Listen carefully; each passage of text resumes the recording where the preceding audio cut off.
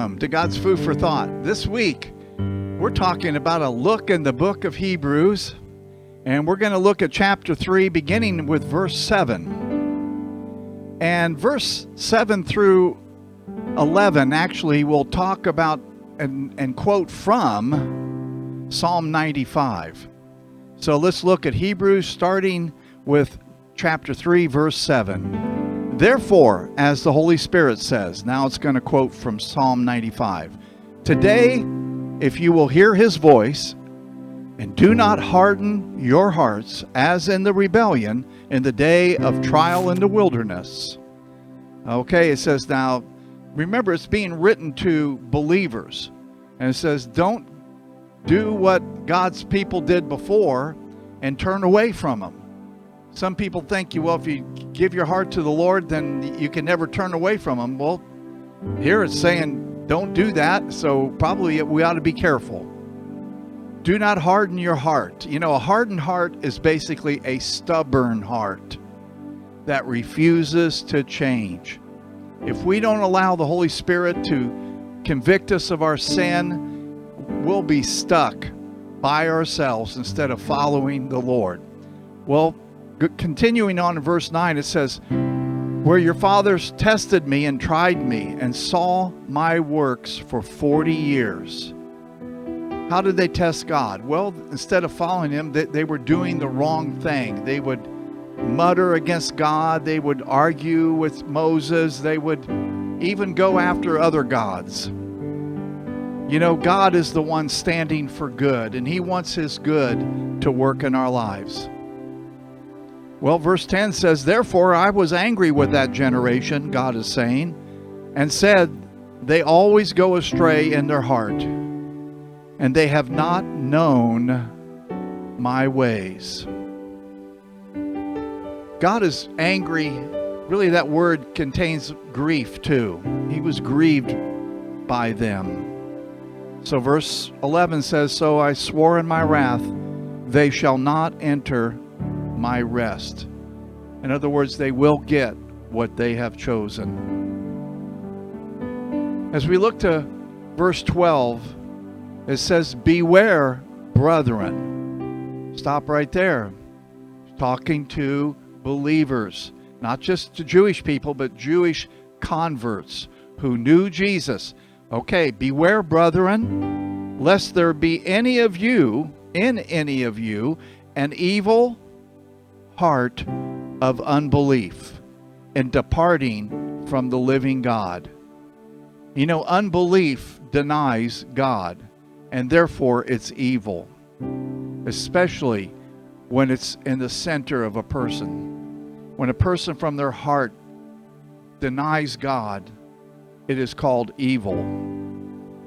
Verse 13, but exhort one another, encourage one another, while it is still called today, lest any of you be hardened through the deceitfulness, trickery of sin. The word exhort means to invite, to call near. We can either encourage or discourage others by what we say and what we do. Are we living for God? Are we showing other people the light of his salvation? Or are we turning back into our own selfish ways that actually denies the work of Christ in us? It says, for we have become partakers of Christ if we hold the beginning of our confidence steadfast to the end. Partakers means participators. You can't be a partaker and not participate. So it's a participation in our relationship with God, not standing off and aloof and away from him, but steadfast. Going on, it says, while it is said, today, if you will hear his voice, and do not harden your hearts, as in the rebellion. You know, we have to decide to listen and humble ourselves and follow what the Lord tells us to do. Moving on to verse 16, it says, For who, having heard, rebelled?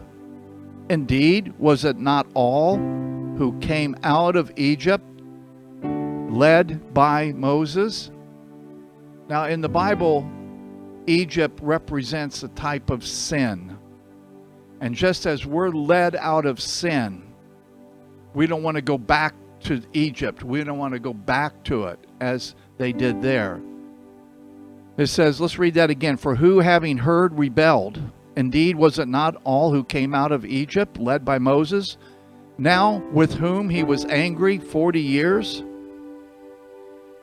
Was it not those who sinned, whose corpses fell in the wilderness? And to whom did he swear that they would not enter his rest, but those who did not obey?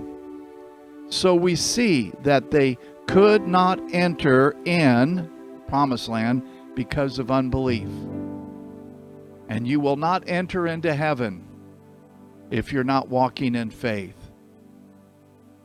With God, believing is taking hold of.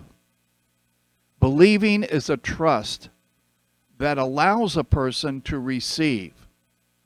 Remember, we're saved by grace through faith. Faith is that connection to God.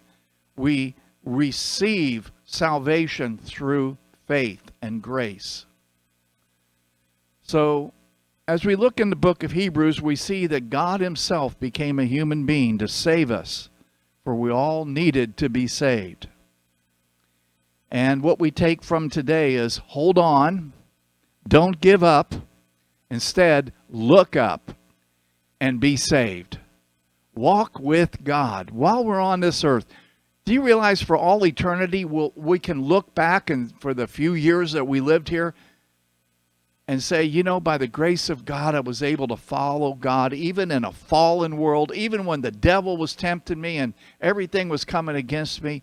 I made a choice to walk with God.